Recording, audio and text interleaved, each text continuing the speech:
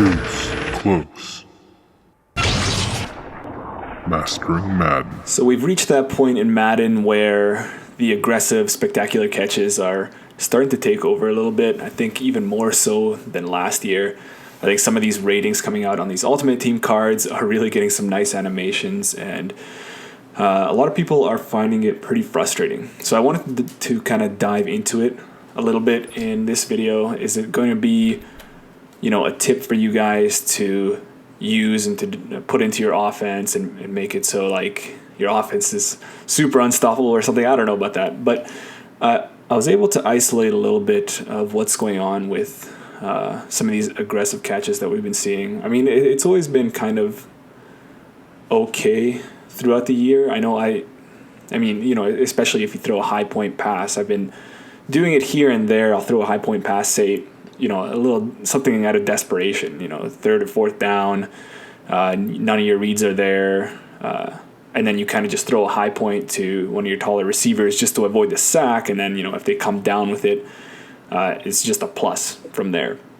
But the high point itself is really good to use to avoid lurking defenders or lurking users underneath that can pick off the low trajectory of some of these passes. So what I've been able to kind of pick apart from this, so if we go into a formation like gun tray here or your gun trips tight end, really any formation, but if we're able to isolate certain defenders, particularly safeties, with some of these really good wide receivers that are coming out now, you can be really, really, really, really consistent. Like I'm talking about 90-95% consistent coming down with some of these aggressive catches. So you're not going to want to try this at all if your wide receiver has under 93 spec catch. I think that's the threshold to get the animations that we're looking for here. Other things like, jumping, height, strength, stuff like that, I haven't seen anything that would suggest that those are any better.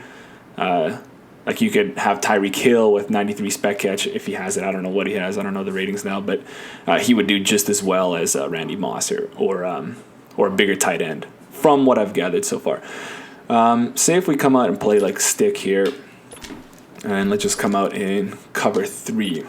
So this is naturally going to work better with fewer zone defenders on the field. So say if you're coming up against heavy blitzers, just because the nature of you throw that ball, and especially with some of these ratings now, these high zone coverage defenders are able to swarm to the throw and ball pretty quickly and give you a lower chance of getting that completion. So if we can find a way to isolate defenders on these wide receivers, we can get,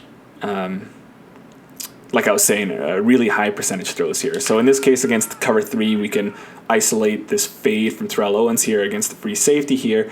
And what I've been doing is high point pass with the inside pass lead.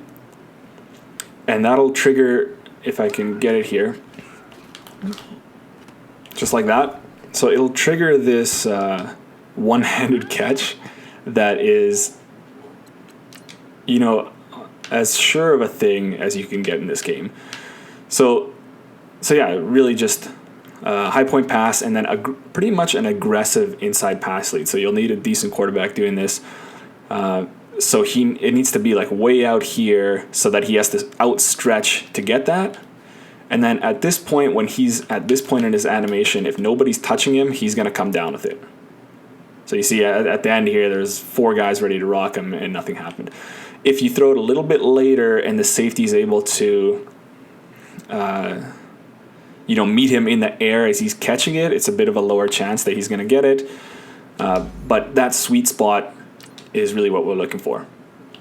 So, I can just try this over and over again, and I'll show you just isolating him on there, kind of posting up in a sense. And, even the linebacker is able to get back there and help out. You can do this time and time again, and he's just going to come out with it. Yeah, so you could really just do this all the way down the field, just like that. And that time, the cornerback came into play and still wasn't really able to knock it out there. If I were to change it up a little bit here and put in a wide receiver that doesn't have that 93 spec catch rating, so if I say like Shannon Sharp here, good tight end, really good tight end, good powerful tight end. So if I do kind of the same thing with him where I'm throwing that ball just as I pass that inside linebacker there, he's not going to get that same animation. He's going to get two hands on it, and then likely, really high chances that the ball's going to come out, and then one of the other defenders in that area is going to pick that off. Now, with these receivers, you can still come down with it.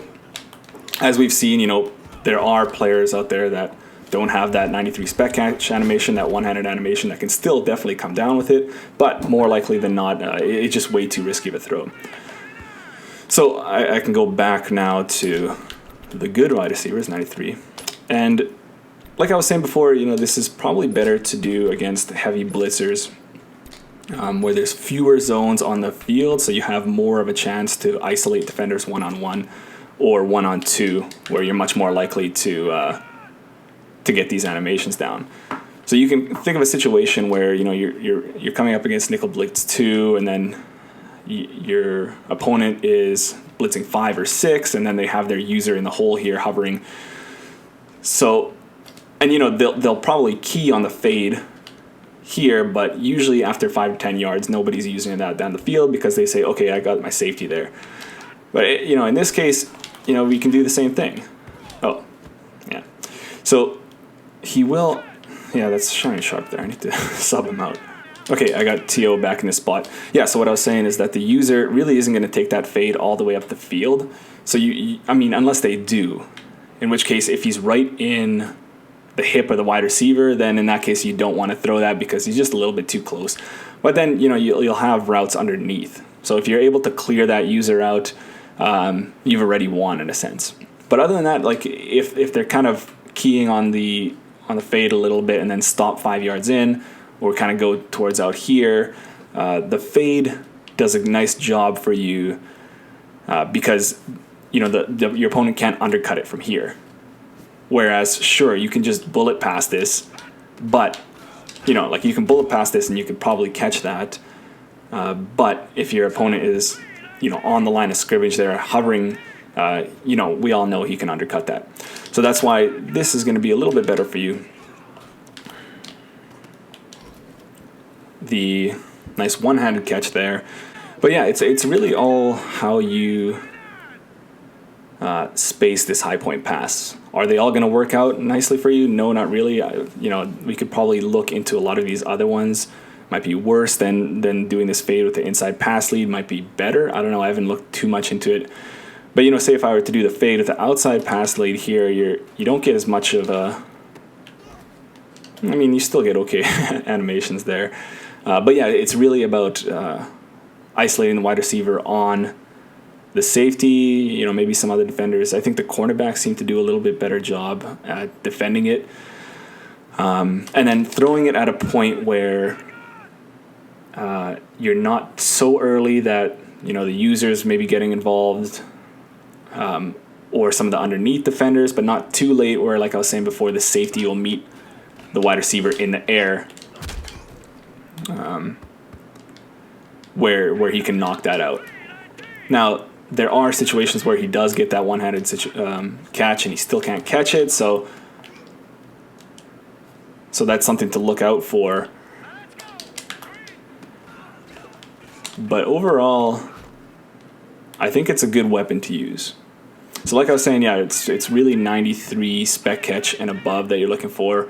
Don't think that any of the other ratings matter. And then really just looking for the matchups, just like that.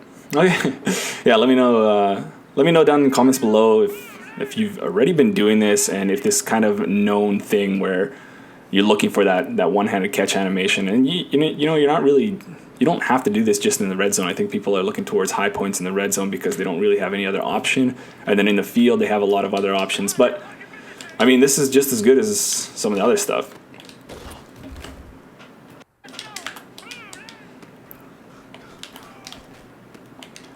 Yeah, so that's that. Let me know how it goes for you, and we'll see you guys in the next one.